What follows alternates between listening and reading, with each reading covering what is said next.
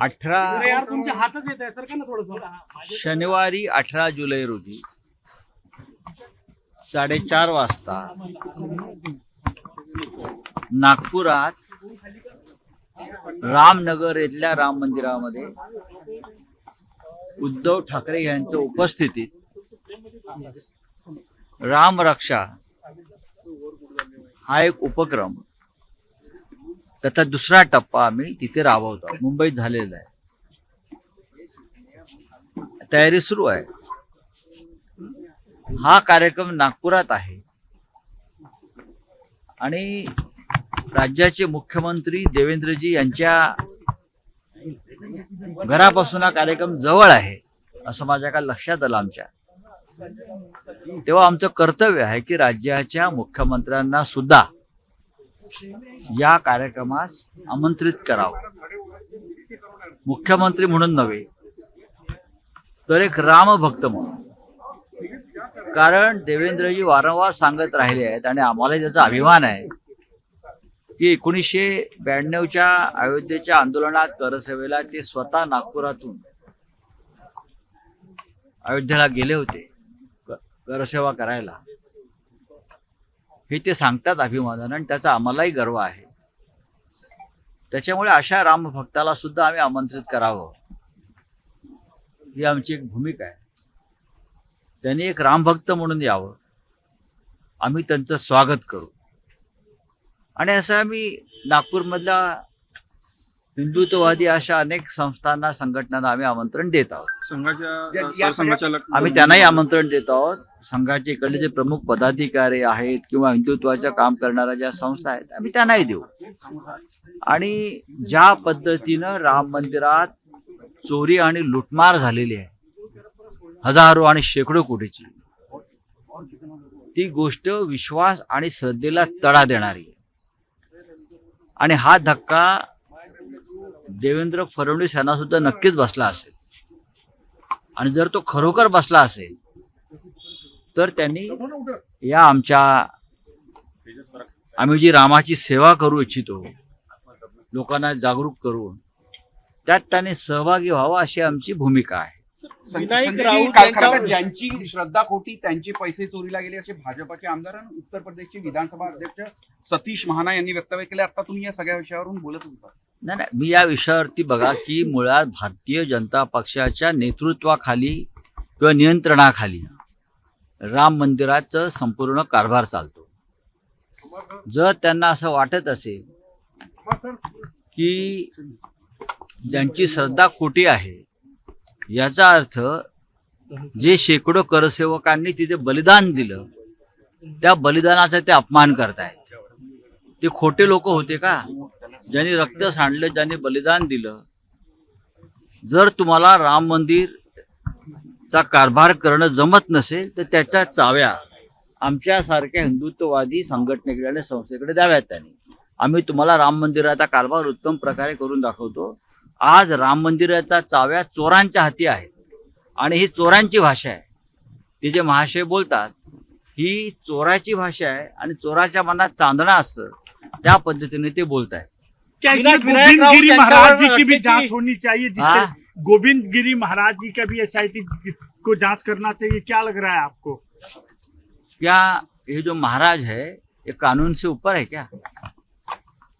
आप जिसका नाम ले रहे हो वो व्यक्ति कोषाध्यक्ष है राम मंदिर ट्रस्ट के, गोविंद गिरी जी, और उनके होते हुए राम मंदिर का कोष तिजोरी लूट गई है, तो क्या उनकी जिम्मेदारी नहीं बनती? सबसे ज्यादा जिम्मेदारी कोषाध्यक्ष की होती. अगर कोषाध्यक्ष गोविंद गिरी जी है और उनके होते हुए करोड़ों की लूट हुई है, SIT की रिपोर्ट में ये आया है, तो उनकी भी जांच होनी चाहिए. आप कहाँ सोए थे आंख बंद करके? आपकी जिम्मेदारी नहीं है वहाँ पहरा रखना, चौकीदारी करना, हिसाब किताब करना? मैंने सुना ये महाशय बोलते हैं कि हम पुणे से ऑडिटर भेजते थे. ये पुणे से ऑडिटर भेजने का काम है क्या? इतना बड़ा मंदिर है, देश की अस्मिता है, विश्व की अस्मिता है, हिंदुओं की अस्मिता है. अब हम लोगों ने बलिदान दिया है, हमारे लोगों ने, और आप बोलते हम पुणे से ऑडिटर भेजते थे. ये जो बोल रहा है ना विधानसभा का अध्यक्ष यूपी वाला, ये गोविंद गिरी जी के बारे में बोल रहा है। ये बताएं सर, मुख्यमंत्री जी को आपने चिट्ठी लिखी है क्या? संघ के नेताओं की भी चिट्ठी लिखी है हमने आपने? मुख्यमंत्री देवेंद्र फडणवीस जी को एक निमंत्रण दिया है, न्योता दिया है। नागपुर में 18 तारीख को जो हमारा राम रक्षा आंदोलन चलेगा, राम मंदिर के चोरी के खिलाफ, चढ़ावा चोरी के खिलाफ, लूटमार के खिलाफ। देवेंद्र जी राम भक्त है, देवेंद्र जी ने कर सेवा की है, ऐसा उनका कहना है। तो उनको भी दिल को ठेस पहुंची होगी ये चोरी होने के बाद। राम मंदिर में इतनी बड़ी चोरी चल रही है और आपके ही लोग हैं, तो आपको आंदोलन में आना होगा। संघ के लोगों को भी निमंत्रित किया है आपने। संघ के लोगों का भी कहा था आपने। संघ के पदाधिकारी मोहन भागवत को भी चिट्ठी लिखी। जी हाँ, जिनको राम के बारे में आस्था है हम सबको लिखेंगे, सबको इनवाइट करेंगे पर्सनली। आना नहीं आना उनकी मर्जी है, लेकिन हमारा कर्तव्य है, अगर नागपुर में उद्धव ठाकरे जी के उपस्थिति में ये कार्यक्रम हो रहा है तो सभी राम भक्तों को हम न्योता देंगे। गोविंददेवगिरी महाराजांचं असं म्हणणं आहे, मी पुण्यात राहत होतो, मी देशभर फिरतो, एकाही धंद्यादेशावर माझी सही नाही, तर मी राजीनामा देणार नाही असं त्यांनी जाहीर केलं। एवढं मंत्रिपदासारखं त्या खुर्चीला काय चिटकून बसताय तुम्ही, मला कळत नाही। आम्ही त्यांच्याकडे राजीनामा मागितलेला नाहीये, तेच वारंवार राजीनाम्याच्या गोष्टी करतायत। पण आपण या एवढ्या मोठ्या ट्रस्टचे, राम मंदिर ट्रस्टचा जो कोष आहे राम मंदिराचा, त्याचे आपण कोषाध्यक्ष आहात हे तरी आपल्याला माहिती आहे का? त्याच्यामुळे सगळ्यात जास्त जबाबदारी आपली आहे, कारण दरोडा जो पडलेला आहे तो त्या खजिन्यावर पडलेला आहे, ज्याला मराठीमध्ये खजिनदार म्हणतो आपण, ते कोषाध्यक्ष आहेत। तो खजिना लुटलाय तुमचा आणि तुम्ही म्हणता मी राजीनामा देणार नाही, कठीण आहे। खरं तर वारकरी वारकरी दर्शनाला निघाले आहे। विठ्ठल रुक्मिणी मंदिरामध्ये व्हीआयपी दर्शनावरून गोंधळ, एकीकडे सुधीर मुनगंटीवार यांच्यासोबत आलेल्यांना दर्शन नाही घेऊ दिलं, तर गुलाबराव पाटील यांचे जे कार्यकर्ते होते ते मात्र जुगारून आतमध्ये दर्शनाला गेले नाही। ते त्यांचं हिंदुत्व वेगळ्या प्रकारचं आहे बरं का। बहुतेक त्यांना वाटलं असेल आमच्या माऊलीनं त्यांच्या पक्षात प्रवेश केलाय, त्यांना असं वाटतं की त्यांच्या पक्षात देव वगैरे सगळे संत प्रवेश करतात, तर त्यांना तो रात्री स्वप्न पडला असेल की माऊली त्यांच्या पक्षामध्ये प्रवेश करती झालेली आहे। मूर्ख लोक आहेत। विनायक राऊत सुप्रिया जी ने कहा है कि 50% सीटें बढ़ती है तो समर्थन करेंगे। आप लोगों की पार्टी का क्या स्टैंड है? 50% अगर सीटें बढ़ती है सिर्फ, और एक ऐसा एक भूमिका अगर सरकार लेकर, अमेंडमेंट लेकर सामने आती है और सभी से चर्चा करती है, तो उस बात पर चर्चा हो सकती है।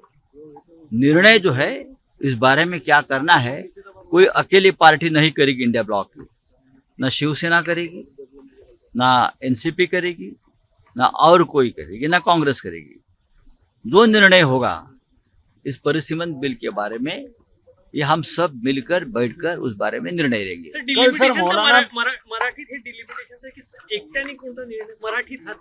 नाही, असं आहे की हा जो विषय आता परत परत तुम्ही चर्चेला आणताय की राष्ट्रवादी काँग्रेस पक्ष समर्थन करणार आहे, आम्ही असं काही ठरलेलं नाही। काल सुप्रियाताई सुळे यांनी सुद्धा ते स्पष्ट केलेलं आहे, जर काही वेगळा प्रस्ताव घेऊन सरकार समोर आलं जो विरोधी पक्षाला मान्य होईल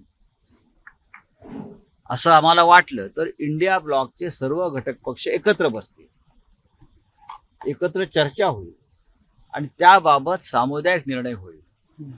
कोणी एखाद्या पक्षाने वेगळा निर्णय घेण्याचा प्रयत्न केला तर त्या संदर्भात सुद्धा इंडिया ब्लॉकमध्ये वेगळी चर्चा होईल। मला असं वाटतं कोणीही वेगळी भूमिका घेईल असं मला दिसत नाही। इंडिया ब्लॉक एकसारखा पाऊल उचलेल याबद्दल अगदी सामुदायिक निर्णय घेऊ, एकत्र निर्णय घेऊ आणि त्यानुसार आम्ही त्या बिला संदर्भात भूमिका ठेवू। सर, आपकी पार्टी से 6 सांसद जो थे कल एकनाथ शिंदे जी के साथ गृह मंत्री जी से मिले और उन्होंने कहा है कि तमाम औपचारिकताएं पूरी, कानूनी औपचारिकताएं पूरी कर ली गई है। देखो, तमाम कानूनी औपचारिकता ये शब्द गलत है, तमाम गैर कानूनी औपचारिकता, तमाम गैर कानूनी औपचारिकता ये लोग पूरे करते हैं। कानूनी तौर पर ये तो किसी पार्टी में शामिल नहीं हो सकते, टूट भी नहीं सकते, ये कानून कहता है। तो कानूनी औपचारिकता क्या है? ये जो बैठे हैं अमित शाह जी, देश के गृह मंत्री, एक ऐसे नेता है वो कभी कानून को मानते नहीं, संविधान को मानते नहीं।